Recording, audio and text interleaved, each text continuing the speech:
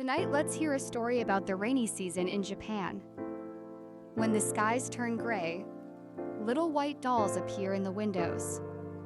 Our first word means rain. 雨、雨、Let's hear it in a sentence. 雨が降っています。These little paper dolls are called Teru Teru Bozu. Children make them from tissue paper and string, hoping they will chase the clouds away. Our next word means child. 子供、子供、Let's hear it in a sentence. 子供が人形を作ります。They hang the dolls carefully by the glass, looking out at the wet garden. Our next word means window. 窓、窓、Let's hear it in a sentence.